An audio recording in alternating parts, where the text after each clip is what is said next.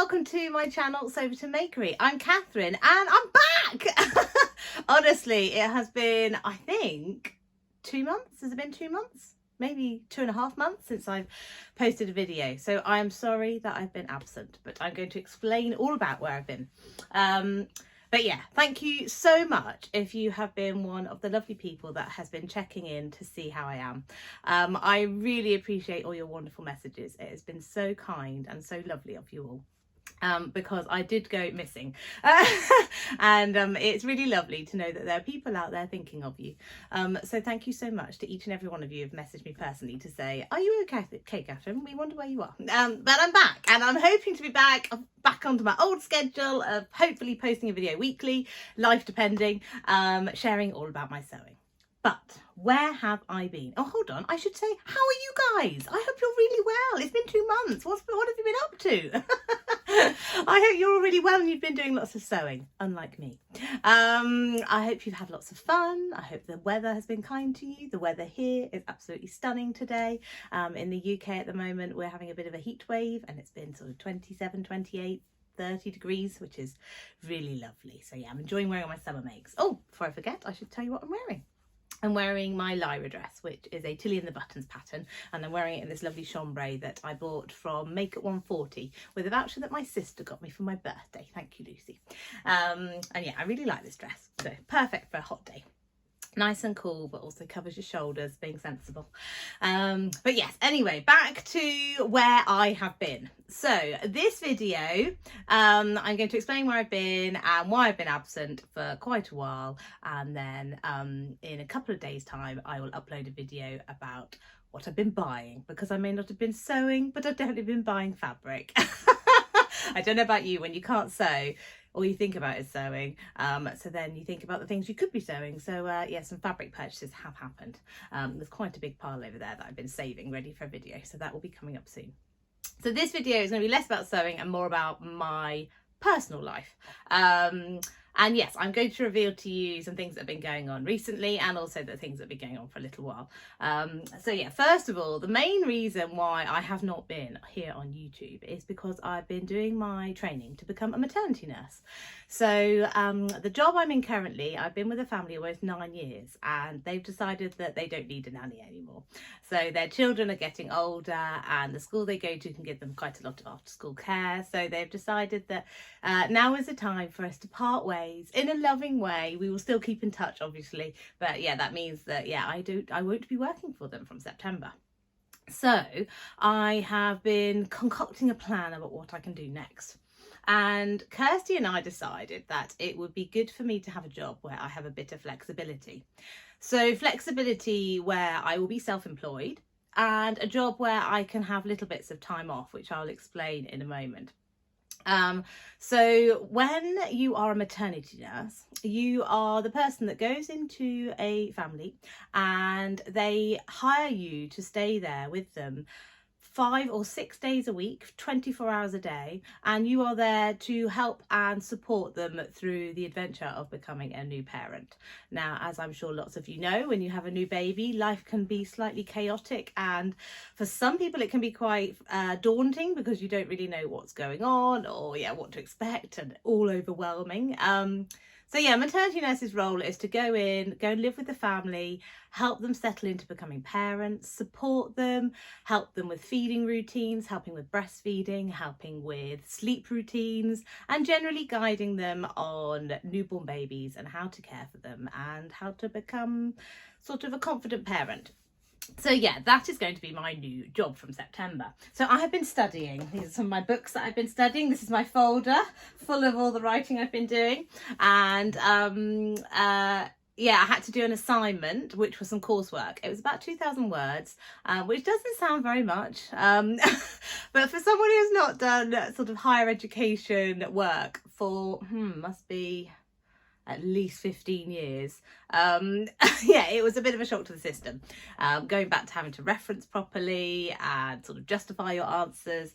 So yeah, I'm glad it's done. I sent it off last weekend, and yeah, I'm just glad it's done. I will find out in a few weeks if I've passed, and then when I've passed, fingers crossed, I will start applying for jobs in September, October time. So yeah, that is the main reason really I haven't been on YouTube. I have not had time to sew, which makes me very sad. Yeah, I haven't had time to sew.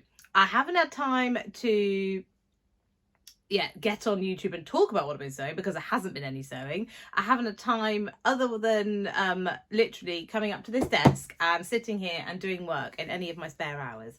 In the last week running up to it, I was getting up at 5:30 and not going to bed till 10 and just trying to get a little bit of work done in before Sebastian woke up and we had to go to work, and then a little bit of work before I went to bed.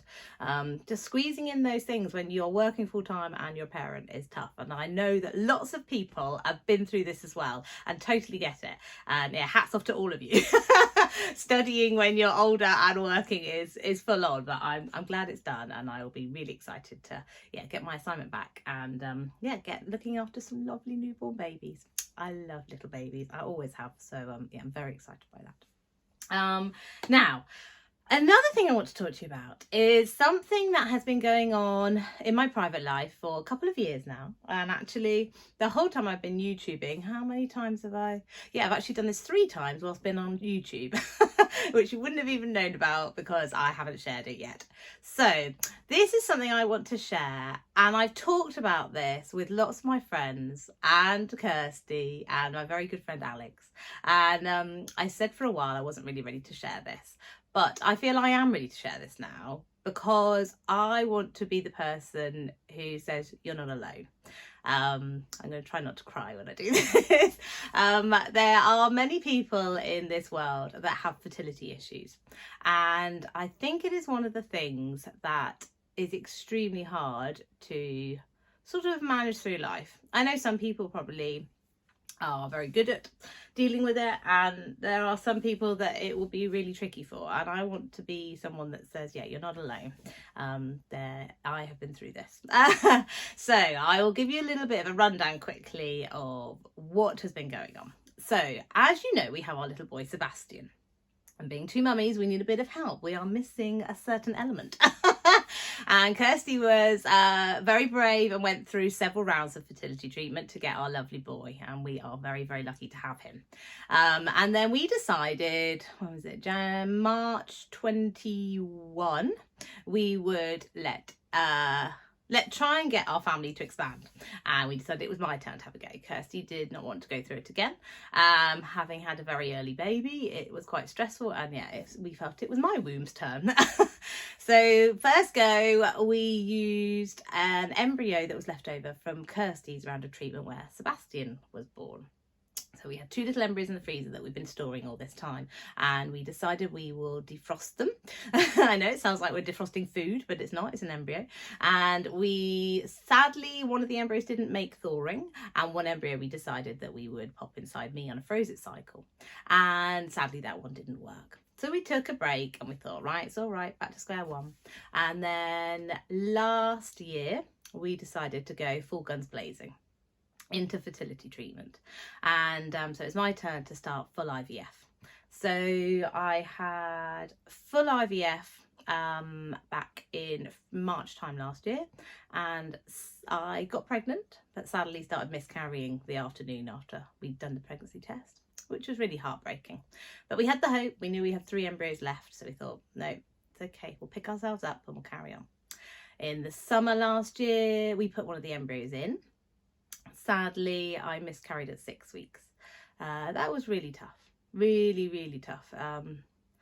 When you're going through IVF, it's a real up, down, roller coaster. And I'm very lucky I've had a lot of support through friends, family, work, and a very, very dear friend, Claire.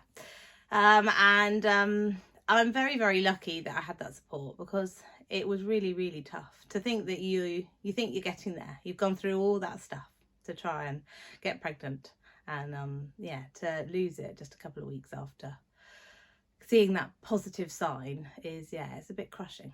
It was really, really hard, that one, actually. But we picked ourselves up. Try not to cry here. And we knew we had 2 embryos left, but we were slightly giving up on them because we thought, well, the last 2 didn't work. So we decided to pop them both in. Did that in October last year. And sadly they didn't take either, so that was just a failed round. Didn't get pregnant that time.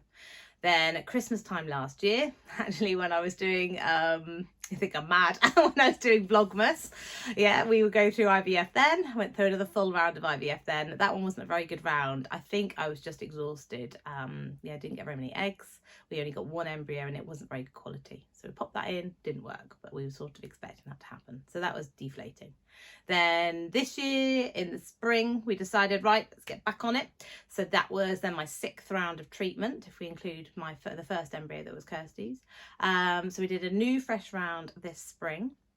And actually the point where I stopped filming was just as it was sort of heating up. So it was an egg collection day stage. We went to the Isle of Wight and on holiday, and I was doing my last few drugs in the camper van, which is quite hilarious. And we had to get an early ferry back to Southampton so I could have my eggs collected that morning. Yeah, and we got, I think, 11 eggs, and then we had, I think, 5 fertilised initially. You get phone calls on days 1, 3 and 5 to let you know how they're doing. Yeah, we had 5 initially, then we got 3, and then we had 2. So we put 1 in, but sadly that didn't work either. And we found that out at the end of April. And that was, I think that was possibly the lowest I've been. It was really, really tough. You go through all those things to try and get pregnant, and you pin all your hopes on it, and it doesn't work. It's, yeah, really, really deflating. So yeah, but I'm here. I'm okay. I really am okay. And we've got a new tack that we're going with. We've got 1 embryo left in the freezer at our current clinic, but we're going to leave that one there.